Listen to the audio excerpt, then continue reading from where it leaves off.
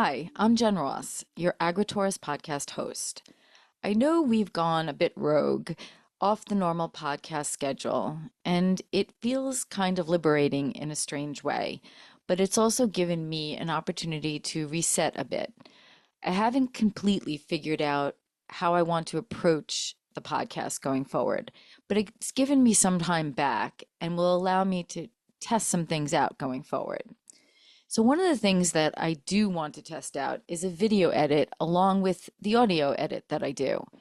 I've avoided it mainly because it's a lot of editing and it's just really a time thing. But for some select interviews going forward, I'm going to make the time and add a video edit to the mix. And we are going to do that for this interview, my interview with Pattie Baker, author of a few books, actually, two in particular that I read, one being Round America with a Duck, in which I interviewed Pattie back in episode 20, and her newest book, Round Ireland with a Duck. Pattie was such an inspiration for me when I read Round America with a Duck, and then I had the opportunity to interview her for the podcast, and that inspiration came alive. She's such an amazing woman. And then she went to Ireland and wrote a second book about her amazing experiences there. So these books are not just about woofing, which, if you didn't listen to our podcasts on woofing and Pattie's first podcast, we'll be talking about woofing again in this one.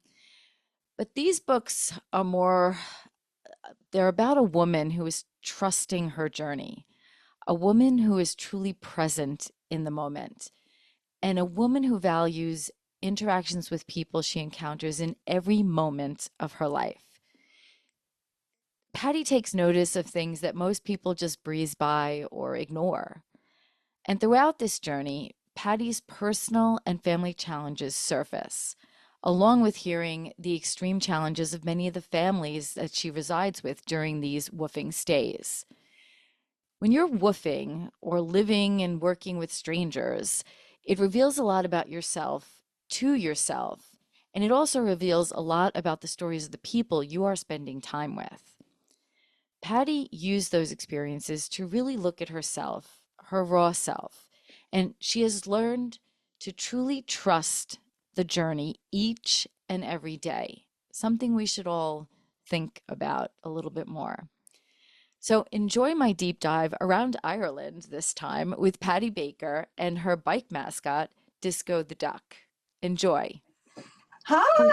Hi. We're not in the woods on the house. I know. I was almost in the woods, and such a long story. I'm going to just here I am. Well, this is good. We've gotten the best case scenario here.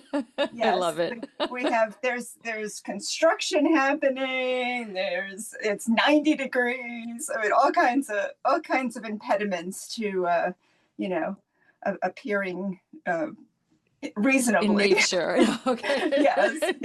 Got it. So I brought you to my office instead, which is my older daughter's closet, which has been repurposed as my studio, my little hiding space. So and I see some nice artifacts behind you. I see the word bike.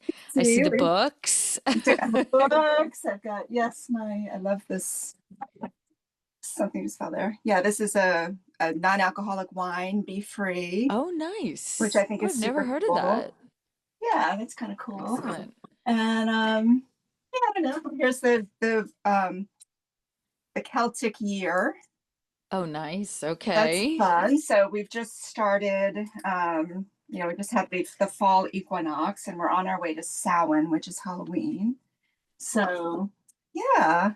Well, how are you doing? And actually, it's officially fall right now. Officially It was fall. like 219 or something today. We left summer and we're now officially in fall. And it's what you said, it's 90 degrees by you, and it's probably so hot. It's in there too, it's right? warm here too, yeah. Yeah, And I know. it's cool in the mornings, obviously, so it still has that fall air in the mornings and at night, but during the day it gets up to summer temperatures. So the edges is starting to break. I know. Yeah, yes. I planted a bunch of fall seeds a few weeks ago, and they're not up at all. So that's not a good sign. I think we're not we're not at that point yet. So Yes. anyway, yeah, you're what So we, yeah. I want to jump into some questions. So I read this amazing book, Around Oh, Ireland with a Duck. thank Look you at so much. all Yeah, my, so I'm going to reference things. But I actually wanted to just jump in with a few questions for you first. And then yeah, obviously I want to jump into the book and Ireland and all the meaning around this, because there was obviously a lot of meaningful parts of this. So, trust the journey is like not just your motto or theme, it's like your brand. yeah. Just what does It's that on my ear. mean? It's on my ear. Yeah, Yes, it's your tattoo. It embodies you. yeah, So, what does it mean? I mean, we intuitively yeah. know what it means, but I want to hear from you. Right. What does that mean when you say that, when you write that? Yeah, I mean, to me, I think a lot of times when I'm saying it, it's very much, a directive to myself, to actually like, this is your next step. Your next step is actually to just trust what's going to happen next, that it's going to become clear and again, if you're in tune with your gut and you're in tune with what you're trying to manifest in the world, then you're sort of paying attention to where the signs are. And the signs come if we're listening for them. So I think it's that feeling of, I go out for walks at night a lot, and look at that. The moon and the stars are already up there. I did not need to hang them. We don't need to do it all. And as we're transitioning out of being, full-time caregivers to our children and, at different stages in our careers, we have that opportunity now to let the world allow us to fulfill our destinies without us feeling like we have to manage it, because we don't. And Yep. that's what's been so enjoyable. And I feel like both of these journeys around America with the duck and Ireland really forced me to do that. I was already doing that. That was already my philosophy. But now it's almost like you're riding waves. And, I know for you, your youngest just went away. And I remember intensely that feeling with both of mine when they went away. And I shared with Yep. you that we're both from Long Island, and we can make the ocean reference. It's very much this feeling of these waves that are coming and they're hitting you, and sometimes they knock you down. And we know waves. We grew up by the ocean, and we know you just get up again, and we know some of them take you under, but you can come back up again.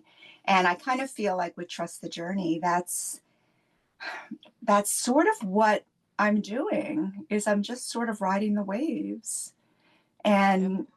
and seeing where they take me, you know? Where did and I know you probably discussed this in your first book. Just remind us, where did it come from? Like, where did that phrase, how did it No, unearth in yeah, you? it's actually on this book. The book before these two is called Okay. Traveling at the Speed of Bike. And I was already living that. It says Trust the Journey right there. So Okay. I was You it just I was already living that. I don't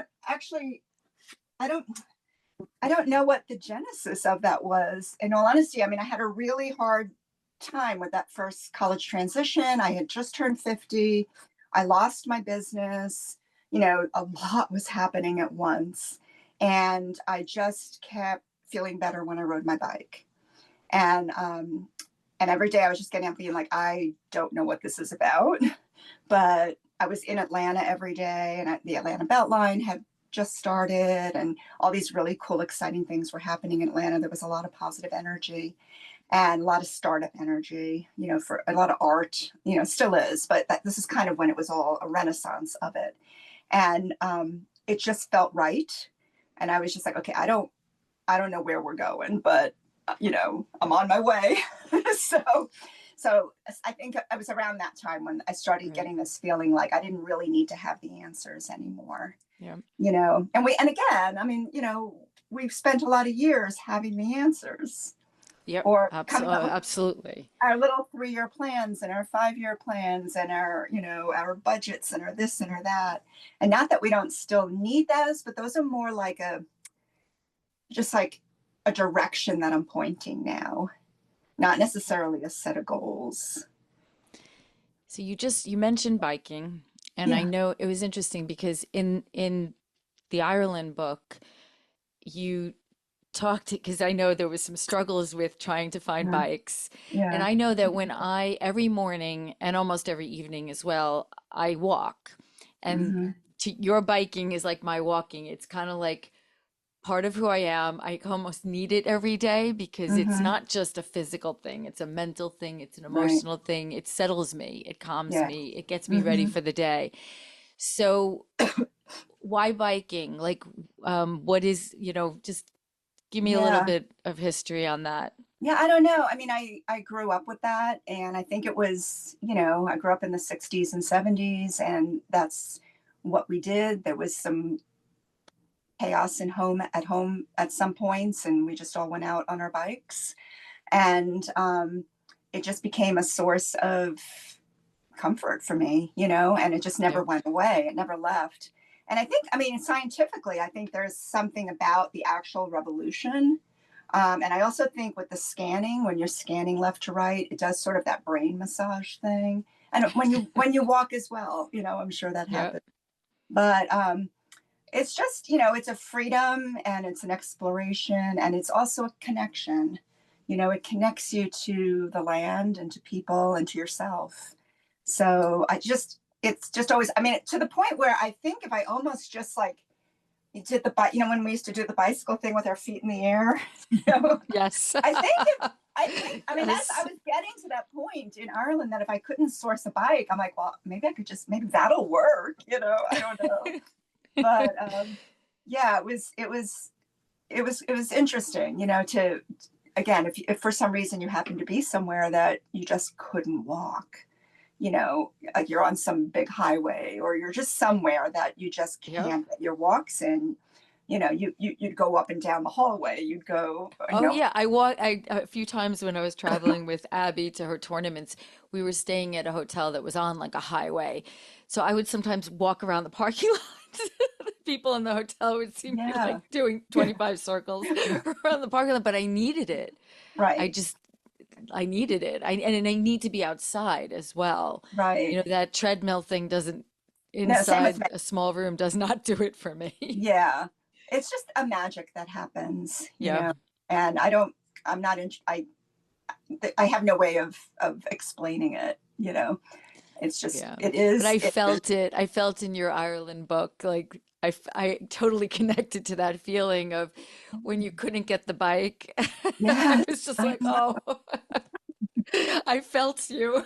I was like, I get I it totally. know. It's so, and especially with the American trip, I had my folding bike with me. Yes. Yeah, I So, was so surprised you did not well, take it. it's challenging, it's like Yes. between shipping, bringing it on the plane, and there's ways to do this. And the goal is to ultimately get the, $3,000 Brompton that folds so small you can fit it in the carry-on. That's how small Okay. that bike folds. Really? And yeah, and it's Oh, wow. super light and it's kind of a miracle bike. So people who travel a lot, that's what they get. Mine Okay. is bigger than that. It's too big for carry on. And again, I didn't know what I was going to encounter when I got there with, buses and trains and things. And, again, you think there's going to be bikes, and folks told me they had bikes and, it all worked out. And I Yep. and I just kind of, again, back to trust the journey. I'm like, you know what? We're going to lean into this. This is going to be part of the adventure and it's going to be okay. And it was. And I actually walked more, as you saw, especially that second Yes. station. And that was actually super enjoyable. So, and Excellent. you notice so much more, or different things when you're walking. Yep. So that was a gift, in itself. Absolutely. So, but I think, back to you were asking, about this idea of trust the journey. I think we get to this age and we're really at the edge. I mean, the book opens, I'm on the edge of a cliff. I think we are all at the edge of a proverbial cliff. And, there's a saying, I think, just leap and you'll grow wings, or your cape will appear, those kinds of things. I think that's where we're at, Yep. collectively. And, and we just need to make that decision. And once that decision's made, you have no choice but to trust. And you Exactly. don't have control over it anymore. I mean, what you end up having control over is your attitude, and your ability to be like, okay, anything that happens here is a gift. I'm going to meet somebody. I mean, nice things always happen. Yeah, I mean, you're in a train depot, bus depot, whatever, or you're stranded or something goes wrong, and then something nice always happens. Always. You always meet somebody. It's always a gift.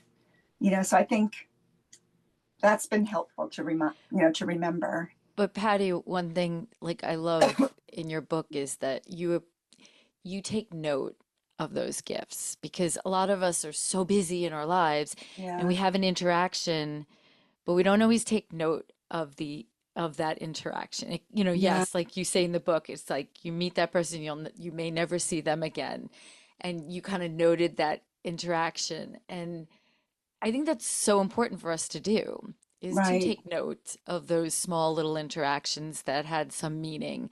Um, I remember in the book you met that I think it was a woman or a young girl who was going to was she going camping or hiking in Oh yeah, on the South America? train. Yeah, yes, yes. And I Yes, on remember the you. train in New Yes, York on the Long Island yes, Railroad. yep. Yes. I think that's why I Yeah, remember on the that way one. to like the cloud forest. Yes, yes. And We're like at she I never know, camped before or hiked nothing. before, I and know. I know. Well, I think it's gotten to point with me where I have tried to, and I've gotten kind of successful at this, of eliminating so much from my life, because these little in between moments have actually become my life. Like, they're not my in between moments anymore. They're the things I'm actually looking for in the course of a day now. Like, they're not the filler anymore. They're the Right. life, because the other stuff, you know, is just not, it doesn't have the same importance, or not that it doesn't have the same importance or value, but this has stepped up into a bigger way in my life now. So when I go out, like if I'm going now to the supermarket, I ride my bike, it's 1 mile. I know something good is going to happen. I'm going to meet somebody along the way. I'm going to have some kind of interaction, because I usually bring my bike into the store and that usually spurs some conversation. Something good is going to happen. And that's a really exciting feeling, to get up every day and go, just leaving this door and being open and not rushing, not over scheduling, having time. Like, it used to be like when I had the full-time job, corporate job, you'd work all day and then you'd go to the doctor at lunchtime and you'd run errands on the way home. Now, like, going to the doctor and running errands is sort of the day, depending on what, where I am Yeah. on with working on a book or whatever. But that's kind of what I'm doing now. And it's really enjoyable. It's a whole new stage. Yep. So yeah, and it's there's a lot of folks who I realize I may be the only person they speak to the entire day. I mean, I kind of feel like I feel less that it's happening to me and more that I'm happening to them in a way where I'm holding a door and I may be the only person who holds a door for them the whole day. Or I say hello and they had 2 hours of struggle just to get out the door and they needed someone to say hello to them. I'm aware of the pain and the heaviness that people are carrying right now. And um, it's such a joy and a gift to have the time to spend the time. Right. Yeah. So remind us too the significance of the duck. Oh my God. Remind us how this, just I know how it it's so came silly. about. Okay, yeah, I'm not this Well, big duck. it's Right, I know. I'm not this big duck person. I've cautioned my family, like, no, I don't be starting with the duck gifts and the duck towels, and like, I'm not such a duck that's so person. But funny. I know, but I guess it all started because there's this sign along the river that says slow duck crossing. And I've always referred to it as Slow Duck Crossing, this place I call Slow Duck Crossing. And I used to take people for bike rides to Slow Duck Crossing. And I had these little ducks, these little ones. I had a whole pile of these. And I used to just leave them on the sign, again, for passersby. And sometimes they would be there for like months, and sometimes people would take them, but I'd always bring new ones to replace whatever. So I showed this friend one on a bike ride. It was very innocent. And then she was in like Amsterdam or whatever, and she passed one of those duck stores. A lot of cities have these duck stores, and she bought me a duck. And she's like, thinking of you. Fine. So she buys me this duck, and I had an orange bill at the time. And this was during COVID, like maybe year two of COVID. And I tied him onto my handlebars. And I had noticed that people were really not like, how people were kind of not interacting as much. People, everyone had their headphones Yeah. on, first there were the masks, then the headphones, and then just, I don't know, we had kind of gotten into this habit of really, there wasn't much interaction. So I would go out, I was already doing this sort of trust the journey philosophy, knowing things were going to happen when I went out, and suddenly things weren't happening anymore. I used to do this photo exhibit called Today's Nice Stranger. And I would meet people and I'd be like, you're today's nice stranger. And I'd take their photo, and it was lovely. I had like an Instagram feed about it. And like a month would go by. But I used to have like 3, 4 people a day. And now it's like a month was going by without me getting a new nice stranger. So I was like, what's going on here? So I strapped the duck onto my handlebars, like not intending anything. And all of a sudden people started smiling. And they started talking to me again. And we get to red lights, and like, the serious cyclists would pull up and they'd go, nice duck, I'd be like, you go, but so that's why I got to thinking when I was finishing up, I was doing a contract position with the CDC Foundation, working with the state of Alaska. I was running one of their communications projects, and the Department of Health. And that was ending, and people were like, what are you going to do next? And that's when I was kind of like, I'm kind of curious what would happen if I went across the country with this duck. It's kind of like, this duck seems to be making people happier and friendlier. And so that was what I was testing. I mean, that was what started it. And then once I got that idea, I couldn't get it out of my head. And then I was reminded of this book. There is a book out of Ireland called Round Ireland with a Fridge.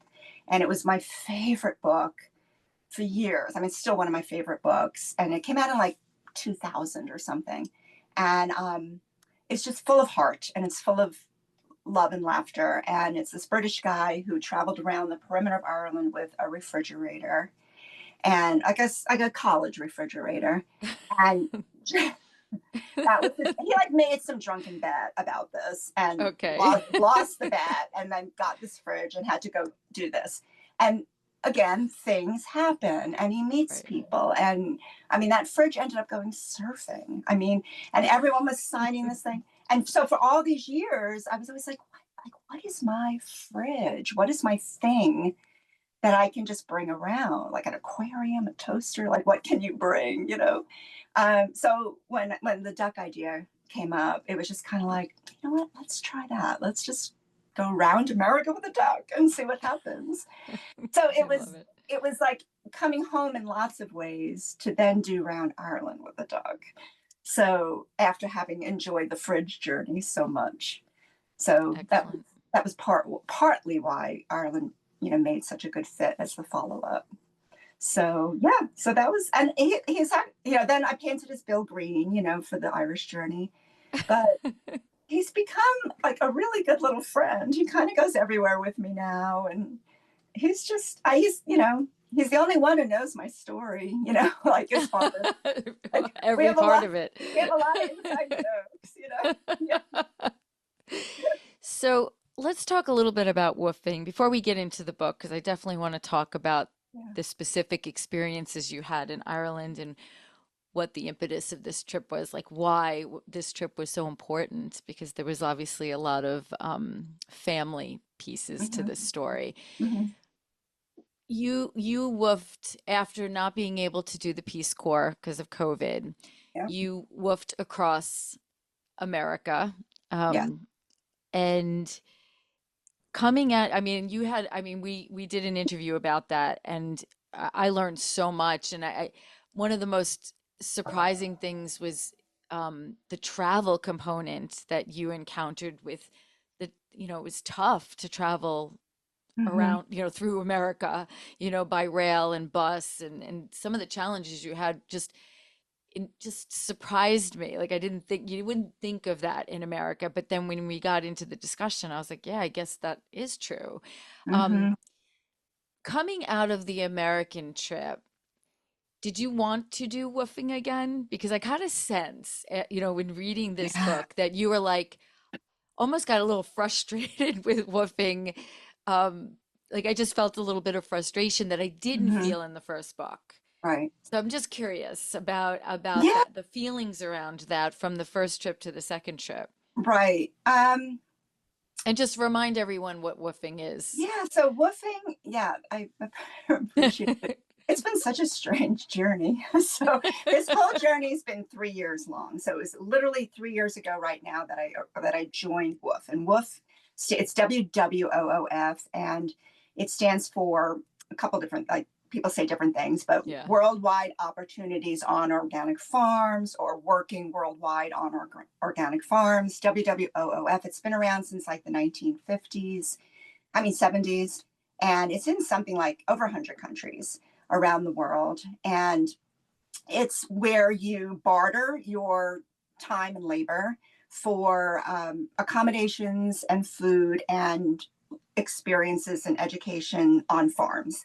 Not just farms, but there's also farms, ranches, eco spirituality centers, homesteads, nonprofits. There's really a wide range of hosts. They call them hosts. So in my American trip, as you know, I stayed at everything from, a Krishna temple in Utah that was the largest operator of, llama rentals in the state, to, the Dominican Sisters of Peace alpaca ranch in Kansas, homestead in Boulder, lavender farm in the high Yeah, desert of you had California. your trip was so diverse, which It probably was it was very pretty wild. powerful. Yep. Yeah, it's pretty wild. I mean, because, and again, the reason I went on the whole journey, originally was, again, I was, partly out of curiosity, but the curiosity was because I was reading such divisive and hateful things.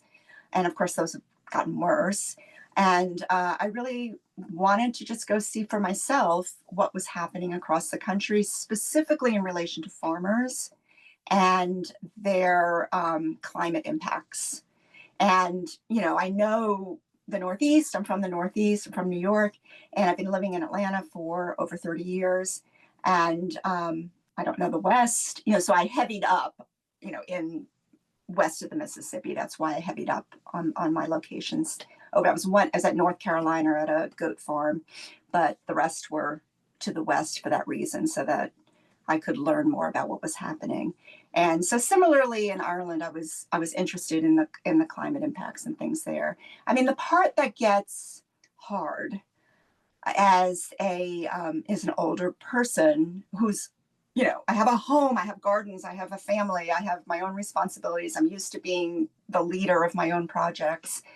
It's hard and very humbling, to live with other folks and completely, just be a farmhand. It's very hard, to do that.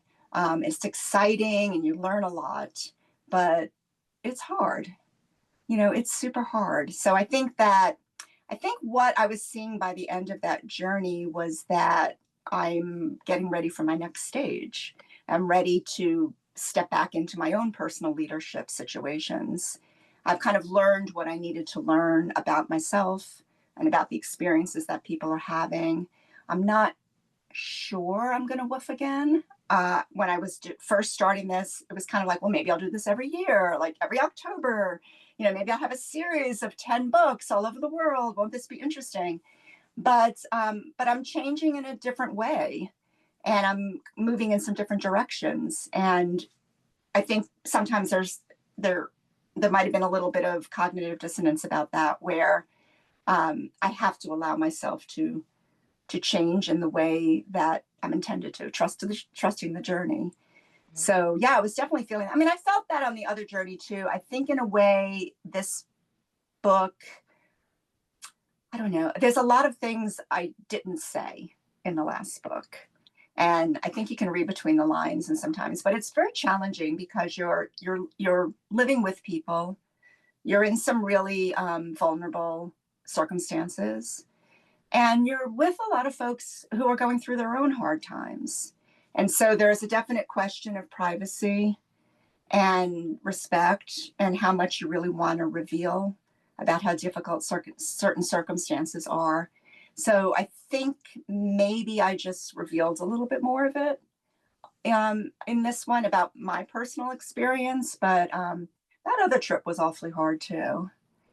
So yeah, so I don't know if it's become more or if I just expressed it differently. I felt you expressed it a little differently. I felt it more in this Yeah. book.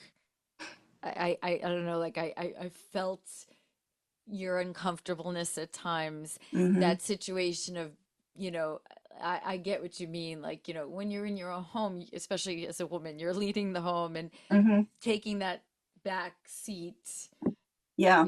to a lot of things. It's just, and then you have all the other people involved, not just the Yeah. people whose property it is, other woofers potentially of other age groups Right. too. So I just I felt it in the Yeah. book, Well, I'm glad. I more mean, I'm so glad than the you first did. book. Yeah, I'm glad you did because, again, anyone who's actually interested in woofing, I think it's important to really understand that there are a lot of dynamics that are happening. And I had amazingly good experiences in Ireland, so I just do want to say that they Oh, were absolutely. they were I amazingly good and super generous and lovely hosts, and I learned a lot. And I also feel like, I mean, there was a really strong emphasis on sort of the experiential education aspect of it, which was super nice. Um, but I do see. Um, I mean, I know a lot. You often hear, not often, but you will hear folks, often younger folks, who will say they had a really horrendous experience or they felt abused or taken advantage of or something like that while woofing. And I think those are avoidable circumstances. If you go in aware, that you have to establish your boundaries, you have to determine, what it is that works for you. Like, I know I need my bike rides every day. I know I need time to write. You know, if you go in with more of an understanding of like what mix of things create a healthy environment for your ability to sustain yourself and succeed. I think, I mean, the hosts are more than happy to work with you. They want you to have a good, positive experience. So, I mean, I have heard stories about that. So, I would caution anyone and I know, and you're thinking about it. Yes. Yes, I know. We talked about Italy Yeah, actually. So, yeah, but everything that I've learned from you, I'm putting into that thought you're process taking about to. when I'm looking at locations, when I'm looking at Mhm. the types of situations. I think I was looking at it back in March, and I think after reading your second book, especially, Mhm. I've been looking at it for the near future. I have a lot more criteria in going into Mhm. it. What would you And think? What is your criteria? well, just, I just the type of situation, I was kind of being a little more flexible about, Hmm. oh yeah, I'm open to like whatever kind of accommodations, whatever this. And now I'm being very specific. When I talk to the people too, it's like just how, even how they schedule with you and Mm-hmm. just how, if your time is meaningful to each other, Mm-hmm. that's important sometimes if people are blowing Yeah. you off all the time. It just, and just your dialogue with them, how is that dialogue? How accommodating are each of you to each other? I Mm-hmm. mean, so it's just been an experience. I find, and I don't know if it's a dynamic of Italy, the responsiveness is not like you could send out requests to 15 farms and you hear back maybe from one. So it's Mm-hmm. like it's tough. And then I worry, okay, if I'm just going over there for one farm for like 2 weeks or whatever, what if they cancel? Like you had Right. Like I had a situations. couple of So them, you right? had a few, but you had a few farms, so Yeah. and we're able to but I'm like, if you're going to a specific part of a country and have a flight going in, Right. there's just things I wasn't thinking about, when I was going into this. So it's an interesting journey just to find the Right. right fit. That Yeah. piece of it, you just think you're going to go on the website and it's going to happen. That's definitely not the And I think, case. I mean, we all maybe, I don't know, I don't want to generalize this, but I think in a way we all want to be like, oh yeah, I'm so easygoing, oh, I can make anything work. I mean, I've learned through it, like I want my own place. Exactly. I do not want to share a room, I can be flexible on bathrooms and this and that and whatever. I don't want to have, I want to have some free time, whatever. And people are different. Some people don't, I don't mind woofing alone. I actually like that. Some people really want there to be other woofers, and that changes the vibe. It changes, the experiences to. It depends what you're looking for. Some Yep. people want to be going out at night. That I wasn't looking for that. So yeah, you learn that you're maybe not as flexible as you thought, but that's not necessarily bad. Exactly. It just Yeah, we helps to. usually think that that's bad, but I don't, in Right. this situation, I guess I'm learning quickly that it's probably good to understand that and really look at Yeah. yourself and some of your Right. Well, even real, when the I real came back. important needs. Yeah, when I came back from the US journey, I woofed at two locations here in Georgia while I was prepping for the Ireland trip, just to Yep. stay in the game, and stay woof ready. So, and also I was trying to build some local relationships because again, I was thinking, well, maybe, just having these two farms that are not that far away, maybe that's what I'll do. Just every year, just pop up to the lavender farm and head over to this other Right. farm. And wouldn't that be nice? And they were both extremely good experiences. But when I got on the phone with, this was another this my second lavender farm. It was here on Lookout Mountain. And when I got on the phone with them, this lovely, lovely, lovely couple, post retirement. This is their encore career. They've got this agritourism thing. You would absolutely love. They'd be a great interview for you. You would love them. And right away, I'm just like, are there rodents in the airstream? you like, are there rodent droppings in the in the silverware drawer? And they're like, what happened to you?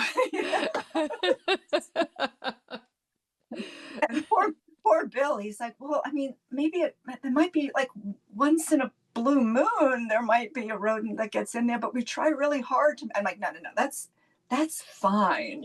That's not what I'm talking about. Because I had such horrendous experiences with that. But you learn to be like this. No, we're not living with rodents. But again, in some people, a lot of these wolf places, you're camping. They're so. Again, I say to myself, it's not necessarily that there's anything wrong with the wolf host. It's just that could be a really good fit for somebody else. Right, absolutely. Yeah. Or somebody that has their own RV, Yep. or camper, and they're going around, they're not even really looking for accommodations. That opens up a whole other world of opportunities for them, that if they're just looking for a hookup on their water or whatever, and or they're tent camping or something like that. That changes their options greatly. I specifically like the idea of farms that were nonprofits or somehow like multidimensional. Like that seemed to me, as opposed to ones that were more just someone who had like a personal family farm that needed a little help, you Yep. know. But that's good too. I mean, they're all Yep. good.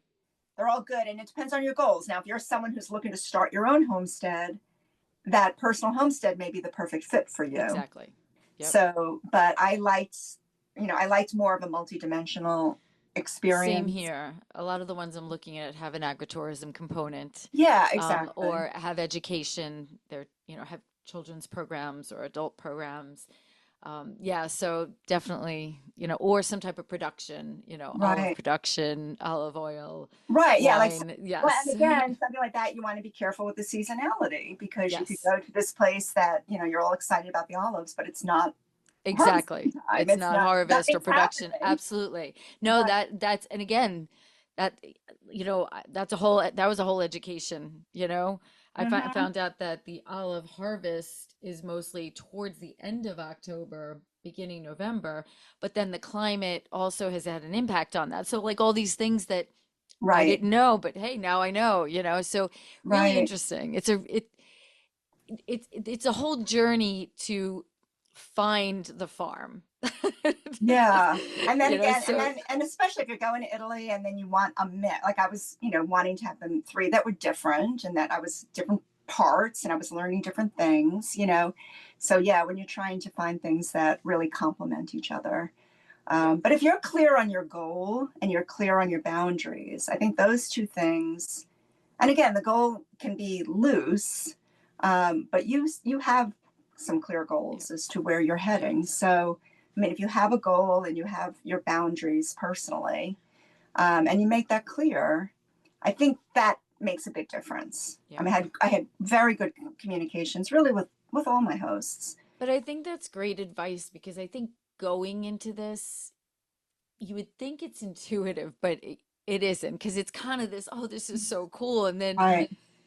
when you get into it, there's a lot more to it. And I think your books have really, uh, you know, like as someone who wants to potentially do this and experience this, I learned so much going into this now Mm. that hopefully I can avoid, avoid Yeah. some things, Well, even about animals, I mean, whether there's animals or crops, Yep, those are two really different scenarios. And yep, some are just vegetables and fruits, and some are just animals.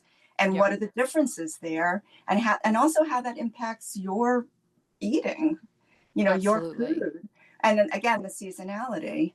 So Well, yeah. it's something I spoke to a farmer this weekend, and he has some crops and olives, and then he has animals. And the time frame I would be looking in was completely focused on the animals and not the other stuff. So, that for me was not a good fit. Right. It was disappointing. His farm was beautiful, but Oh, that's but good. it just wasn't a good fit. So, Right. but this is how you That's good learn. that you were aware of that. And for me, it's like I do so much vegetable work in my regular daily life that the were really a gift for me. Absolutely.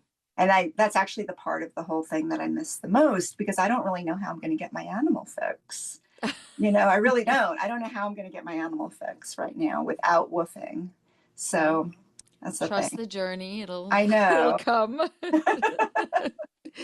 So let's talk about Ireland. Yeah. Why Ireland? I know that's a big question, Yeah. and obviously at the end of this, you're going to answer, you're going to let us know about the paperwork, but we'll get to that.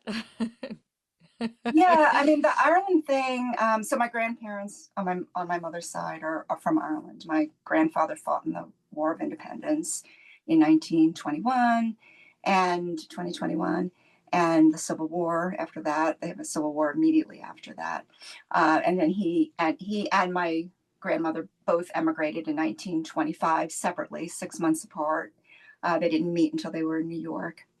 And so, yeah, I wasn't, I say right in the beginning, I wasn't this big Irish American person. I'm half of my family. My dad is Slovakian, and both his parents. Yeah, I grew up in New York, and everyone, everyone's parents or grandparents were from somewhere else. So Right. I kind of need to say that because we just took that for granted. But then when you move somewhere else, I'm down here in Atlanta. I mean, people have been here for like hundreds of years. So, and That's interesting. that's You very know, weird to me, yeah. because everyone, like every single person I know, their parents or their grandparents were from somewhere else. So when I was growing up, so that was extremely normal. So yeah, I never really gave it all that much thought, and it really wasn't something I was looking to do. But with everything happening, I've been really wrestling with what could be, like, what is it that I'm leaving as a legacy at this very challenging crossroads that we're at as humanity, between politics and climate and all the other things that are happening. Yeah. Um, so I was aware that you could apply for citizenship only for 2 generations. So it only works for 2 generations, and then it's done. And you also needed to apply before there were any grandchildren, like before I have grandchildren. Oh, So really?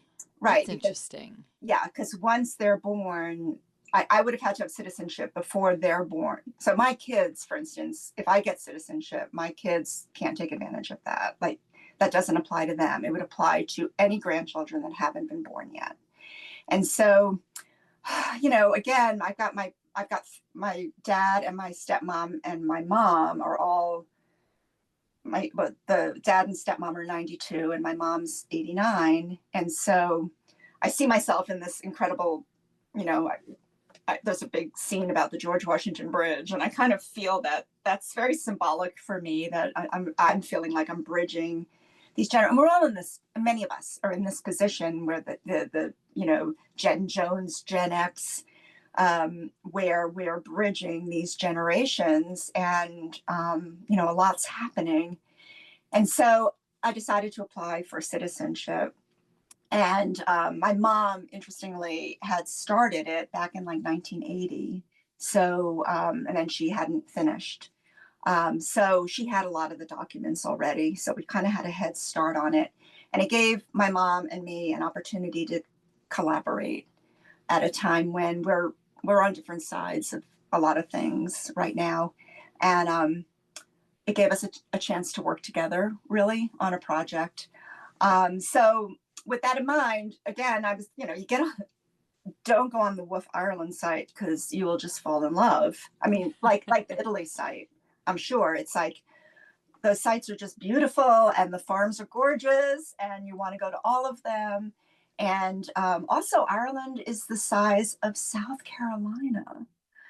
And I was like, I mean, after what I just went through across it ended up being 10,000 miles across that United States, 5 months. I was like, I could do this. I could actually do this. And it suddenly seemed important to me to actually like get my hands in the soil and to go. And like, I felt sort of a moral responsibility as well, that if I were going to be applying for citizenship, I really needed to go and be part of the soil and experience and see what I would find along the way. So So the it was application though didn't require you to be in the no, country it for any doesn't period of require time. Okay. any residency or anything like that at all. Okay.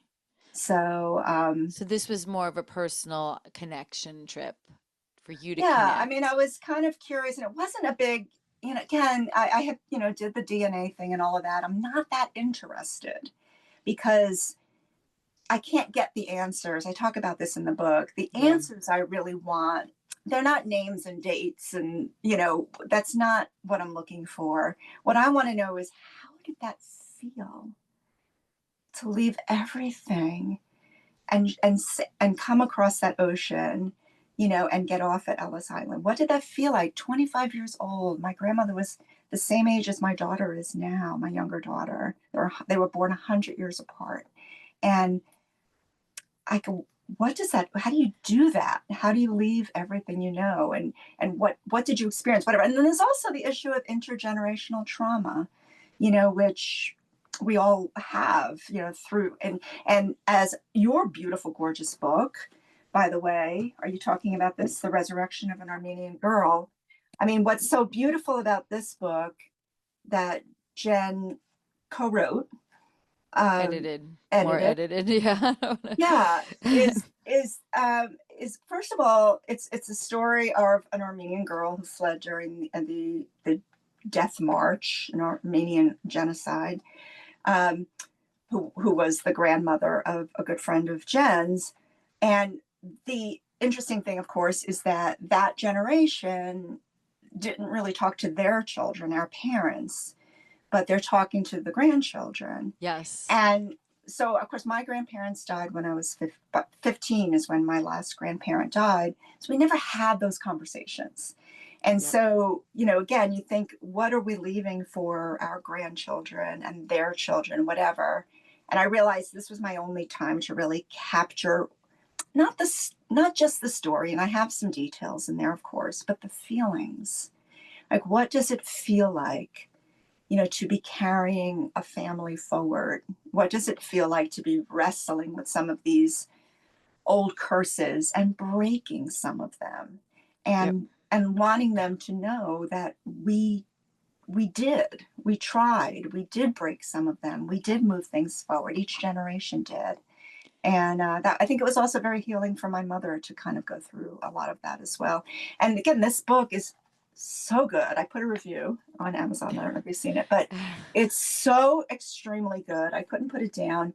But it also talks about the universality of these horrendous experiences that so many people have had. Yeah. And I mean, men and women, but women in so many ways Yeah. just carry this heaviness and these burdens, and end up really never sharing or expressing it. So what a gift that she shared this with Steve, Yeah. and then you were able to help Absolutely. bring it to life. I wanted to highlight one thing when you wrote about meeting your brother and going to Ellis Island, those moments, I'm sure, like those were really endearing moments. Like you Mm. were really reflecting on what it must have felt like. So when you just talked about, what did it feel like to come here? I know you and your brother were kind of having a moment there. Yeah, we Um, went. Well, first of all, so it's a 100th anniversary year this year of when my grandparents arrived. Okay, I didn't know that when I started working on this trip, on this journey.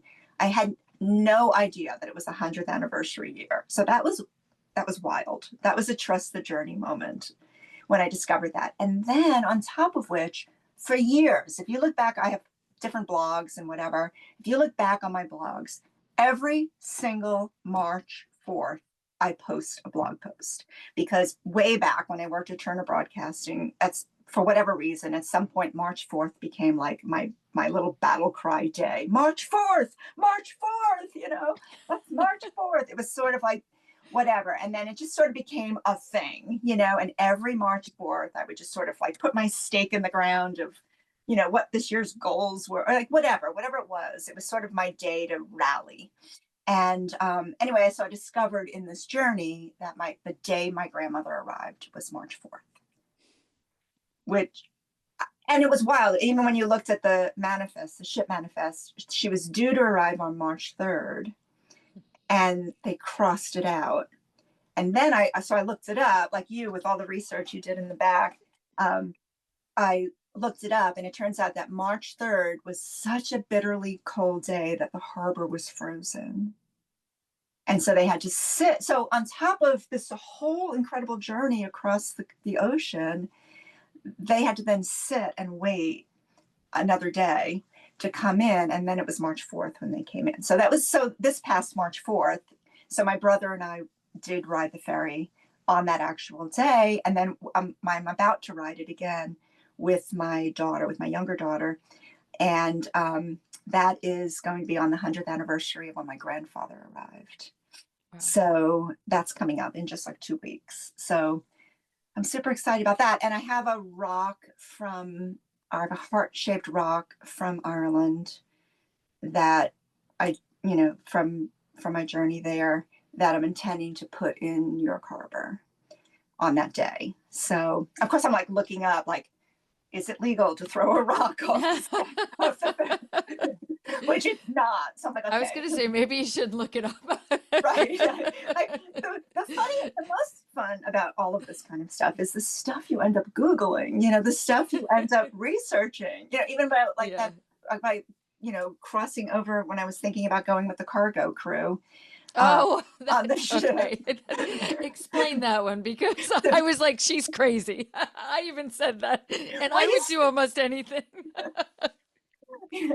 So, I'm so glad your husband actually talked you out of that. It's so funny. Yeah, I kind of got this wild hair idea that I would travel by cargo ship, and I was like, if I could get a sort of like a woofing at sea job, but you're actually just working with the crew kind of thing. And I went down that road as far as I could before it ends up being a unionized situation, and I got saved from that scenario. But again, you find yourself, at the bottom of a hill in suburbia at 61 years old, can I volunteer on a cargo ship? So, I love it though. Right, exactly. I think the goal at this point is to be interesting to ourselves. That's what's important, is that if we can be interesting to ourselves, then we're continuing to feed our soul and we're leading ourselves closer to our destinies. So, and we know how that feels like. That's the funny thing. I know, like, we know when we're in that Gulf Stream, we know when we're in that flow. We know the feeling. That's the beauty of being older. Like, we know we've had that feeling before and we know it. Right. So when it happens again, you're like, oh, hello, old friend. I remember you. So, and with your passion of agriculture, like, it's so easy to tap into these earthy elements. Yep. Because that's what it is. It's all about the sensuality and the earthiness and the authenticity. So we're not, our passions are well chosen. They're very close to things that we're going to feel very deeply. Yep. So tell us about, highlight the journey. There were 3 farms. I know there was a switch at one point. Yeah. But just give us a highlight of the trip, because it was very diverse, even though it's a country the size of South Carolina. Yeah, right. Go ahead. Yeah. Yeah. So I flew into Dublin. So the first thing you learn about Ireland is Dublin is, if you're traveling on public transportation. And by the way, if you ever search like visiting Ireland, everyone's like, oh, rent a car. I'm like, okay, well, I did not do that. I did public transportation. It is very doable and significantly better than my US experience was. And I backpacked in Europe when I was 21 years old, 10 countries. And I know, everyone's like, oh my gosh, but it's so much better. Their transportation is so much better. Yes, probably is, but this was a significant improvement over my last experience. Nothing against the US companies at all, but we have a very large country, and there's a lot of disinvestment that has made it hard. So if you've got one bus a day coming and it's late or it doesn't come, that creates a whole ripple effect of problems. But yeah, so I flew. So Dublin is it's sort of like a spoke and hub situation. So I flew into Dublin. I went down to what they call the sunny southeast, and I was at a thoroughbred farm. How cool is that? Nice. Right? I know. It had a thoroughbred. With like foals, and it was ridiculously perfectly gorgeous. It was like the quintessential, most lovely Irish farm and the most beautiful, wonderful people. And then from there, I Was was that Maura? Was that Maura and Robert. now you, I have to wait, I have to stop there for 1 second. Was that the one that you thought could be related in some way? Yes, yes. Yes, you made that comment and then you never said anything. Like you said I it, and I was know. like, I know she did some research. I was like, did she do research on I know. this? Well, that was at near the end of the book. So, I mean, Yes. these stories go, they move forward. So, I was you really know, curious. You left me hanging on that I one. know yeah. Well, they were so wonderful. And then from there, I went as far north as you can go. And it's actually more northern than Northern Ireland. Oh, Um, wow. right. And it's in Donegal. I went to two farms in the county of Donegal, which is the kind of the considered sort of the wild. They also call it the forgotten part of Ireland because it's the only part of Ireland that doesn't have train service. Again, due to disinvestment for different reasons over the years, mostly having to do with the troubles and things with Northern Ireland. But this was as far north as possible. I think it's the farthest north northern WWOOF location in Ireland, and it was in Greencastle. And that was a kind of a homestead, really. It used to be a market farm, and then they've had some transition during COVID and things like that. But that's the one where they've had over 700 woofers, and they've been woofing since like the 1970s. So they were super cool and really knowledgeable. There's a lot to learn from them. But they had, the pigs and the donkeys and these beautiful Dexter cattle and this extraordinary and sheep. There was some lambs and fields and this beautiful, gorgeous location and this lovely little fishing village. I mean, it was just idyllic. And then from there, I went way over onto the west coast to very southern part of Donegal, and that was to a CSA farm, and that was Ronan. And that CSA farm, and CSA is community supported agriculture. So he grows for the community, he has a subscriber base. And he had actually come back. He was living on a commune in Spain, and beforehand, he had been doing activist work with a nonprofit in London. And he came back just 2 years ago because he and his brother came back to kind of save the family farm. It was his uncle's. His uncle had been living there, and they were converting it all into this organic, community supported space. And so they had 30 subscribers or so, and 4 restaurants and a nonprofit that they provided. And they had a lot of community work days and kind of a little bit of a commune feel about the place. He brought some of the best elements of his experiences to it. And that was a very, very tiny, um, community as well there, really right on the Wild Atlantic Way. So super unique and a really wonderful, my favorite place to ride bikes, actually. Which one? Yes, I remember. Which Yeah. one was the one where you had your food cooking competitions with your That one, peers? that one, Yeah. it was so funny. Yeah, so it was That me and sounded like so much fun. it was crazy. We were so exhausted. Yeah, and so again, here I Your am, meals, by the way, sounded really delicious. I thank was you. hungry. And theirs were equally. It was crazy. Yeah, because we had the blackboard and everyone was in charge of one lunch and one dinner a week. And people took it like it just kept getting more and more, like the stakes kept rising. And it was fun because we all had the same stuff, and it wasn't, you had like pasta and grains and beans. You didn't have, you had basics, plus whatever was out in the garden and whatever you could imagine, whatever you could figure out. And you were whipping together like a full meal and dessert and the whole thing. And you were feeding, you know, 5 to 7 people, you know, on a whim in a kitchen that's not yours. So, and you have like an hour to pull it together. So it was, You want to name one of your meals? Because I was pretty impressed with the oh gosh, I don't know I the can't even page think. I number, mean, but I was like, wow. I know it's like butternut Yes. squash with like carrot top pesto and Yes, yeah. I it mean, was it was just it was It I really sounded know. good. I was Yeah. impressed. Yeah. It was, I mean, again, it was basic stuff and really just trying to honor it, It was super fun. But like we were eating it, it was like 9:30 at night before we're done, and then I'm up at like 6 out on the bike, trying. So, so that was busy. And again, I said earlier about having your boundaries and you're this and you're that. And at that particular place, I mean, I got out in the morning, which was important to me, but then it was just togetherness all day long. And, that was a lot.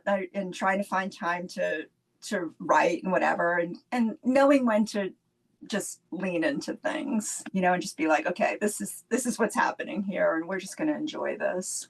So yeah, it Did was you super. did you find big cultural differences being in such diverse areas of Ireland? Um, well, I mean, I did a lot of research about things to be sensitive to. And I think I mentioned in the book about I have worked with refugees. We have a big, huge refugee resettlement city near us. And I've done a lot of community garden there, and I've done bike work with girls who are refugees. And so we had gone through what do they call it? Trauma informed volunteering training. And I That's think interesting. yeah, so you kind of learn what to be sensitive to in general, and there are skills that are applicable across cultures. And so I think the big difference from, I mean, I haven't traveled around Ireland as a tourist, so I don't know how it compares. But living with the communities and experiencing the communities, and I think this comes across in the book. I mean, you tell me, but I felt the trauma. Yes, it definitely came I across. felt it More very. so, I've never, honestly, it was a, that was a real big education for me. I think Reading all most of that. people, right? Folks don't know that, or they know it, but they don't, But it's so palpable, and Ireland is such a place. It's so land based. The language is land based, and the identity is land based, and so it just it just palpates from the land. You feel it. You feel it so intensely, and so I don't. I think I would say I felt it more in the north and in the west. I mean, the north there was more of a political intensity because they're very very. I mean, they're right over the little inlet from Northern Ireland, and their history is very different. And in the west is where it was hit much harder with the Great Hunger, um, and you it, it's so barren of population in so many ways, and there are so many ruins and remnants, um, and knowing the history is heavy. So that is something I had to personally deal with. It's where bike rides were really extra important because it was very heavy, and also knowing that grandfather was my grandparents were both part um, of that whole experience. It was a lot. Um, it was a lot to kind of carry. So I tried to just listen, and I tried to, if folks wanted to talk about something, then I would participate in that.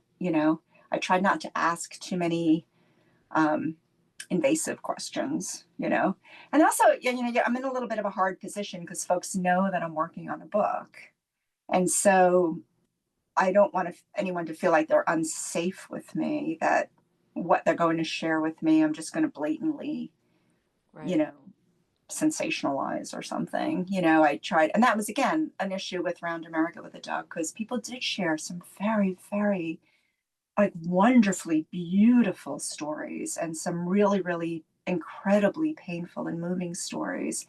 And some of them are in my books, where it's appropriate, but so many of them aren't. So that's one thing I'm kind of feeling now, is there's so much that I'm still carrying from the experience that I haven't. I almost need a new art form to share. And I took so many photos during the journey. So that's kind of something I'm thinking about moving forward is, what's another way to express what I've experienced and share, what I've had the honor to witness, um, in a way that is holding people's stories sacred and not being invasive of their privacy. And So I think there are some what are you visual. thinking? I don't know. I really don't know, but I'm feeling that pull Okay. because so many of the stories I'm still carrying, you know, and again they're things I don't feel comfortable sharing, but they're a lot. Right. They're a Yep. lot. I mean, you know how it is when you're farming and you're cooking together or whatever. You're talking. Yep. There's a lot of intimacy when you're talking to people. And I really love that. I love to have those conversations. And there's a lot of universality to the feelings that people are having right now that I think are helpful for other people to hear in a form that's appropriate. Let me ask you that. How reverse it? How, I guess, did they reflect back to you on their feelings about things going on in our country? Yeah, I tried to stay off it. Like I didn't engage too much with what was happening here except for the universal issues. Right. I mean, the things there's they're they're just basic universal things that are happening here. The need for peace, the need for climate improvement, um, the need I for sometimes find humanity. when I talk to people from other countries, they're even more concerned than sometimes we were at that Hmm. time back when, Yeah, you were traveling. I think it's the level of concern is greater now, but they had more concern about even who was elected than, yeah, like it was interesting to hear that when I was interviewing some people globally. I yeah, was surprised at their level of concern. yeah. I So, mean, it's definitely. I mean, we are all connected, and it affects everything. And I think one of the beauties that our passion is agriculture, is regenerative agriculture, yep, is that, and that's important. That it's this idea of this life force that is continually feeding itself yep, and making things continually better. Um, I think the beauty of that is our passion is it does give us a place to pour the feelings and the negativity and to turn it into something good. And so one of my philosophies is that, and this has been very helpful to me, is that anytime I hear bad news, I plant a seed. And yes. yeah, I love that. I remember and that. I Yep. Yeah, and I did, and it's like my garden is wild, and this has been a big year for seed planting. Yes. But I just try to channel the negativity into something positive. And the beauty of our passion is that we do have the opportunity to do that on a daily basis. And, people who aren't involved with something regenerative really don't know what to do. That's a positive step forward. and Right. and I'm really grateful for this passion. I'm really really grateful for it, and for the people who are doing it, who you're talking with people all the time. It's so hard, and there's so many reasons why it's so hard, and it's more important than ever. Yep. And Definitely. not just for the food, but for the hope. Yep. So did you get the paperwork back? I'm still You're waiting. still waiting. Still waiting. Wait, I how long know. has I'm it not even going to been? be coy about it. Yeah. Because you So left us off at the end of the book that you were I know. waiting. I And I left was like, I left you hanging. yes. I'm still waiting. So yeah, I had to. They came back. They were. One of the documents was, I think it was my parents' marriage certificate. It was the church document and not the state document. And Oh, so then I had to go search that down and whatever. And then I mean, that could take another 6 months for that one thing. I mean, I've already sent it back and everything. So yeah, so we'll see what happens next, But I am really, I'm working really hard at trying to learn the language. The Irish language is an endangered language. They were killed for speaking it for many, many years and kept it alive underground. And now there's been a renaissance of it. And it is land based. And so it captures a lot of terminology that's related to the actual land. And it's a great way to, there's studies that show that folks who uh, preserve indigenous languages that are land based have a higher rate of conservation. And so it suddenly seems to me like this unexpected way to help save the world in a way is by learning indigenous languages. And I luckily had this opportunity to learn this indigenous language that is part of my heritage. So yeah, I've been doing that. And so, Yeah, and I heard you in Georgia, like you were taking two programs, weren't you? And both of them were free. yeah, well, I mean, I think this is the thing is I'm like, the woof thing to me sort of opened the door to the fact that there's a lot of, I don't want this word as a negative, but I'm going to use it. Hacks. There are hacks that we can do to get access to different things and have different experiences and to be interesting to ourselves and to ultimately be more valuable to the world as a result Right. because we learn new skills and we stay in the game. And that becomes a challenge again as aging women. How do we stay in the game in a way that's authentic and truly helpful and meaningful both to ourselves and to our legacies and our communities and whatever. So woofing was one of those things. Like, how cool! I get to do these cool things. I get to stay at these really interesting places. It costs nothing. It cost me less to do these experiences than it would have to stay home. So that's 3 years of traveling all over the place and having really wild experiences, and it cost me nothing. So that's super cool. And so I discovered that when you're over age 62, you can go back to any public university in the state of Georgia for free. And That was great. Is that just a Georgia thing? I don't know. I think a number of I have states to do look it. into that. So yeah, it's definitely worth That's checking cool. out. And so I just turned 62, but last year when I came back from Ireland, then I was thinking again, I was trying to learn this language. And I was thinking, okay, well, how am I going to learn this? Whatever, blah, blah, blah. Maybe there's some. So I was doing Dublin City University has free online classes. And I was doing those. And then I was looking to see what else was happening. And then I discovered that there's an Irish studies program at Georgia Southern University, that there's a relationship. They're the only public university in the state, in the country, in the United States, that has their own campus in Ireland. And I was like, what? And so then, of course, I applied and they accepted me. And so I've had to wait because I just turned 62. And so I had to wait to turn 62 to get my tuition waiver and whatever. But now I've got it all done. And the funniest part is I'm in the process right now.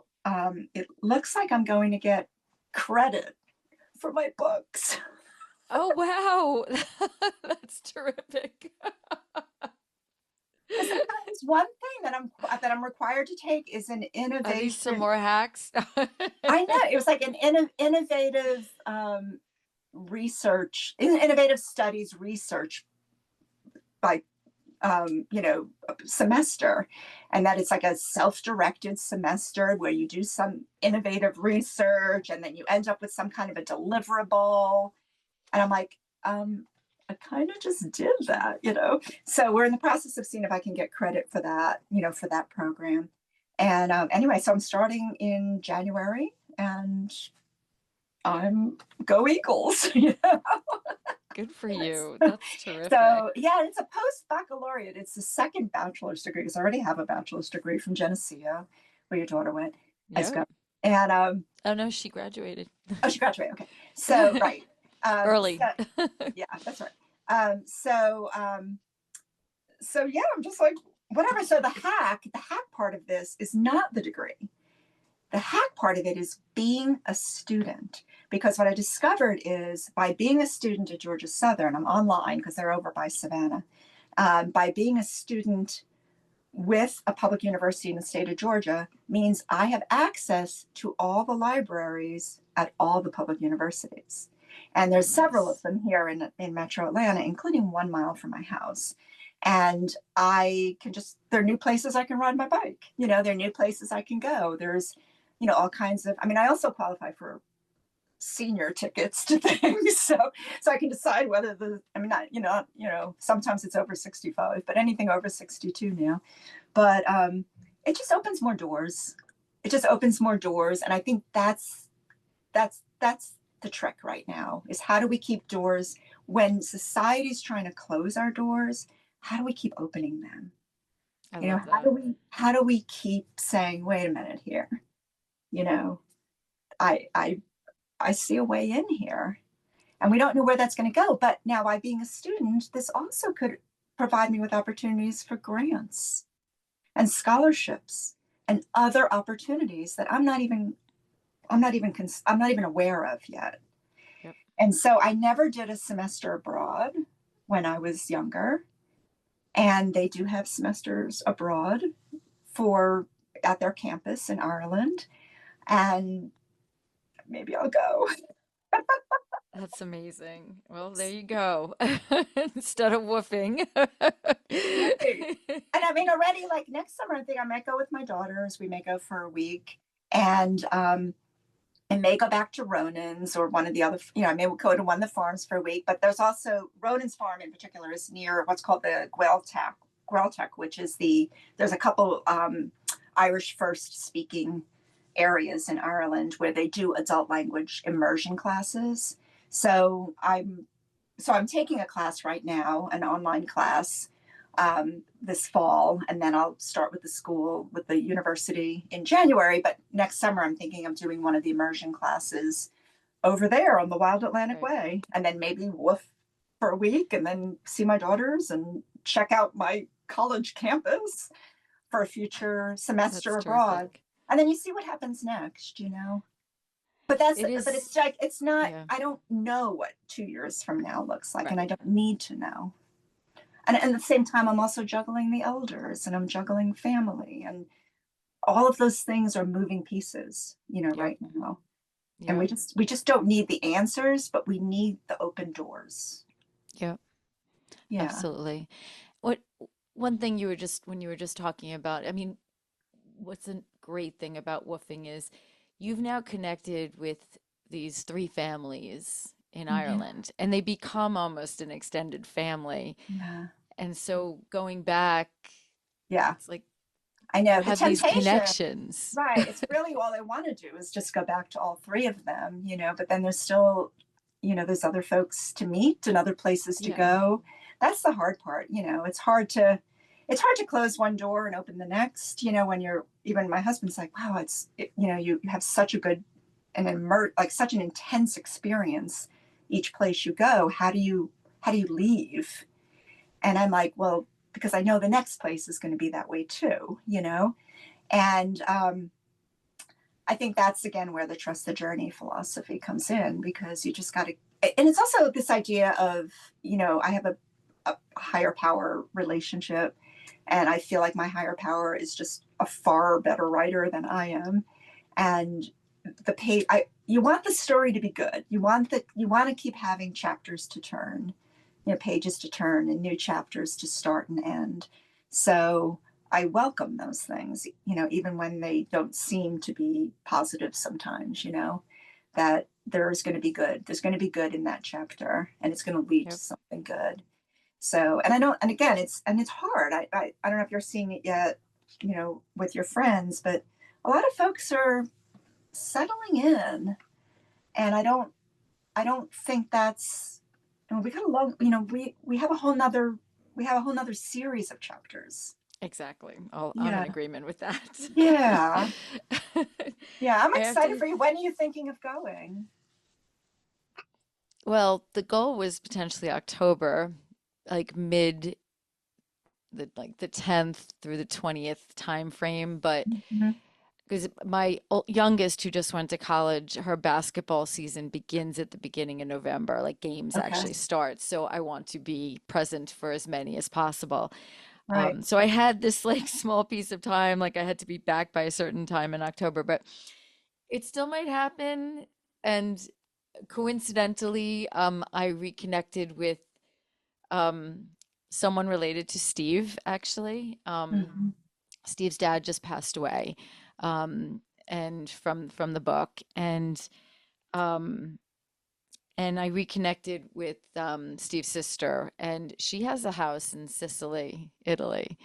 And I actually just saw her this Mhm. weekend. She met me in the Berkshires while I was doing my chocolate tasting. And so we spoke a lot. She's fluent in Italian, and she was telling me where, because one of the farms I was looking at happened to be Sicily. It was just a pure coincidence. I had no real designation. Like, I didn't want to be in a certain part of Italy. I was really just exploring. The only thing I did want to do is be closer to the water and not just completely in the middle, or have access to the water. And so I was looking all over. And then the farm that I actually talked to this weekend was in Sicily, literally like a, right by her. So it was just Wow. we're talking more, and she actually literally called some farms that she knew while I was there and talked to them about olive when olive harvest was happening. Mhm. So it was just, trust the journey. So Yeah, but I'm just allowing this whole thing to evolve. And if it happens, great. If it doesn't right now, that's okay too. right. I don't know what to predict in this because like you said, there's a lot of moving parts right now going on in my life, but I'm trusting the journey. Yeah, It's, well, and again, you're planting the seeds, you know. yes. I mean, all of a sudden Yep. now you know about olive harvest time, like something you Yeah. didn't, and it makes the day that much more interesting and exciting. And what's that saying? The world conspires in your favor when you Yep. put an intention out there. Exactly. I love that. I Exactly. can't wait to see what happens with that. And I Yeah, love me how too. your chocolate immersions have been so amazing. Actually, there's a museum here in Atlanta called the Museum of Design Atlanta, and they have a big chocolate exhibit right now. Oh, And nice.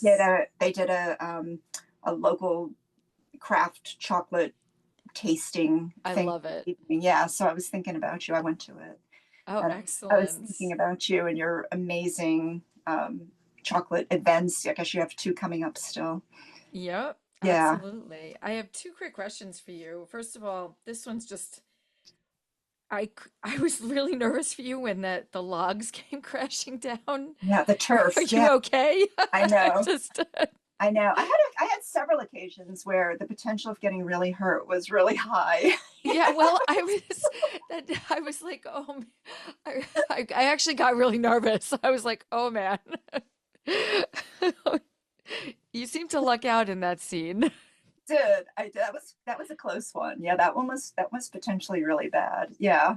So that worked out, and I was again really grateful. That's not something on a tourist itinerary, to be stacking turf in a shed.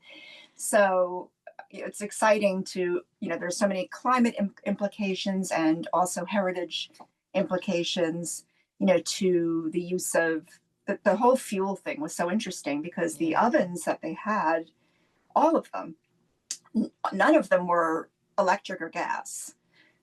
All of them had the spot where you either put wood or coal, um, or turf. And it was like if you looked at the oven, it looked like you can open up and then maybe you're going to put cookies in there. Like there was a separate, but you open up and you're literally putting in wood or turf or coal, and then below it was another little thing that you open where the ashes would be, and this was normal, and I'd never seen that before. And again, I'm trying not to be like the idiot person who's never seen this before and acting like it's any kind of a big deal, but it kind of was a big deal to me. And I was so excited that between the three farms, I could see all three different types, plus they had solar and there was wind power. And just to see all of those examples, in these very rural locations in this very small country that was, it's an isolated country. So it's interesting how it's developed and how, Right. its resources are so different. than especially when I was out west and here as well. So it's really, it's exciting. It's the benefit of travel, of course. Yep. It's irreplaceable to travel. So anyone watching or Yes. listening to this, if you have the opportunity to travel, especially as we get older, there's windows. We have windows during which we can actually do these things, and putting it off is not an option. I know And you it, tell me that. yeah, and it's not just your health; it's also the health of your elders or your children, or whatever other folks that you may be caring for in the future. That right now you may just have a window, or you may see a window coming up when the kids go to college, whatever. And these windows, they're small windows. So I don't know what my windows are going to look going forward. And again, it's part of the urgency I felt. And I knocked out two books in 3 years, and plus experientially, but there was an urgency to it. I felt a great urgency to try to get them done, and to take advantage of that window. So anyone who's thinking about these kinds of things, the power and the energy is in taking the next step. And the next step may be simply, what is the harvest time of olives? Checking, like, that is a step. And that step starts to fuel you, as you know. It Yep. starts to give you that, then you ask the next question. Then you ask the next question. When you get to the question of volunteering on a cargo ship, it's time to stop, although it's not necessarily, because again, there are people doing such extreme things in this world, Yeah. and again, if you talk about doing some of these things and people think you're crazy or you're this or that, this is so minor compared to what, like, real adventurers are doing. There are some really amazing people doing just really extreme things that this comes nowhere close to. Yeah. It's out of the mainstream for everyday, neighborhoods, but it's mild compared to what other people are doing. That would have been a tough trip though. Especially at sea like that. But so in your book, I mean, I have so many highlights in here. I But appreciate that you read it. I Thank figured, of course, I loved it. And one thing I love is you have a lot of messages in here, just you. just real simple but deep messages. And so I just turned to a page and I just want to read one of them and then just have you comment to kind of Okay. make this full circuit. It happened to be a page about the bike. It was page 143. And I'm just going to jump into the middle. It said, I felt so heard, so understood, and not because Ronan knew what it felt like to need to ride a bike, but because Ronan knew what it felt like to need in general. Note to self, never question someone when they voice a need, just help make it happen. Also, note to self, don't deny your needs. I was fully aware that I had made this need clear months earlier on the video call. I hated having to advocate for it again, and I could have easily talked myself out of it, but it mattered. I mattered. Yeah, yeah, that almost makes me teary hearing that, because that feeling is I can feel that feeling. And I felt that feeling. Yeah. Yeah, I mean, that was a big growth for me between the books. You know, for, People find different things hard, but there are times when I had to express, my need or my position on something, and that's hard. That was hard for me. So yeah, when you first started reading that, I immediately remembered sitting in that room, with Ronan's little kickoff meeting, and he asked if anyone had anything they particularly needed, and I had just met these people, and of course, in my mind, I'm being like, just get along, That's exactly what I would be be feeling and doing. easygoing, like, I mean, even on the first journey, I used to say, give it 4 days. Every time you go somewhere, 4 days. Because at the other journey, I stayed at each place longer. So I was at every Okay. place from 3 to 5 weeks on the first journey. And at the second journey, I was at each place from like 1 to 2 weeks. It was a shorter journey. So, so the other place in the United States, I was like, 4 days, get the lay of the land, figure out the routine, and then start to, you know, make changes based on what works for you, you know. But here it was like minute one, day one, and he says, "Does anyone have any needs?" You know, I'm like, "I need a bike."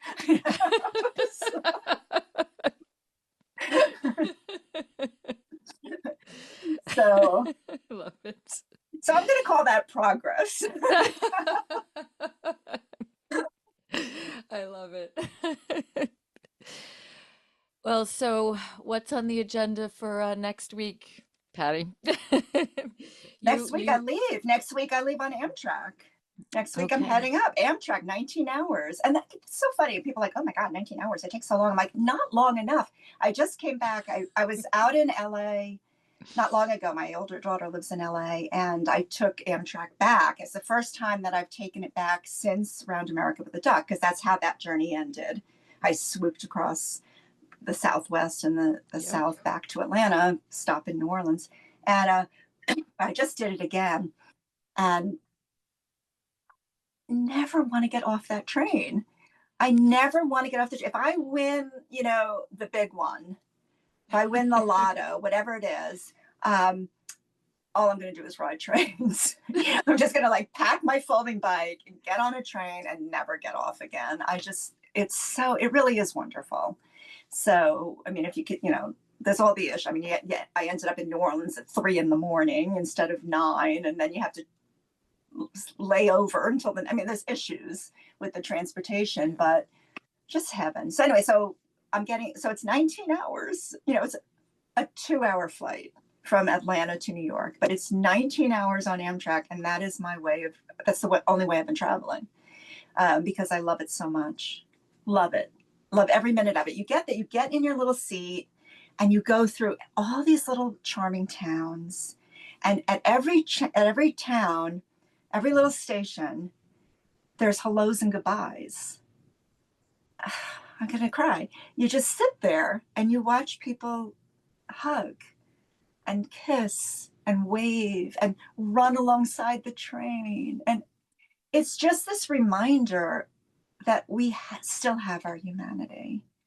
We do. And if you travel at a pace that you can look humanity in the face, it restores your own humanity. And that's what this kind of travel does for me. It just, you know, I don't even, I was looking, you know, looking at this trip for next summer, and I'm like, well, what about, you know, I was trying to research on ChatGPT or whatever, how long does it take to go from here to here to here? And they're like, well, if you do that itinerary, you're going to waste a whole day on the bus. And I'm like, I actually want the day on the bus, you know, like to get on that public bus and you just sit there and it's always raining, you know, and the rain is just running down the window and there's like sheep, and then you're going in these little towns, and like, what more does anybody want? And again, the hellos and the goodbyes, and I mean, just the kindness of people. It's still there. It is still there. And of course, ducks help. No, I think that's a good way to end this. Yeah, knowing that humanity exists and being able to see it in that way. It's Yeah. really important, especially right now. So, Yeah. So yeah, at a time when we're so closed off for each other, living with strangers, you know, sleeping next to someone you don't know on a train, I'd recommend it more than ever. More than ever. excellent. Thank you. This was Thank you. amazing. We Thank you came full so circle, much. I literally, know. around the world. I know, right? I can't wait to hear about Italy. And I absolutely, anyone who hasn't read The Resurrection of an Armenian Girl, you know, run out and read it again. I think it's so related to Round Ireland with a Duck, in that, you know, it is telling the stories of women, of history, and of the ongoing, you know, legacy of the strength and perseverance of the human spirit. Yeah. And all of you listening, you have that too. We have it together and collectively. So, and Jen, thank you so much for really highlighting that when you're speaking to people. And I listened to your podcast. You're mentioned in the book. I And know. I was like so honored. I know, but I listened to your podcast specifically at the second farm because we all had our podcasts and we were out there turning that huge potato field spade by spade, hour after hour, day after day, listening to our podcasts. And so you kept me incredible company in the very, very north of Ireland, and I appreciate it. Well, Very you're welcome. That's awesome. Like I said, I was very honored. I was shocked. I was like, oh, wow, that's me. I appreciate that. Thank Thank you. you. Thank you. I hope our Agri-Tourist podcast prompts you to think more about where your food comes from, whether it be your vegetables, fruits, meats, and even those sweet treats. Don't forget to subscribe and share this podcast with someone you think may truly benefit from or be inspired by it. Visit us at agri-tourist.com. Until next time.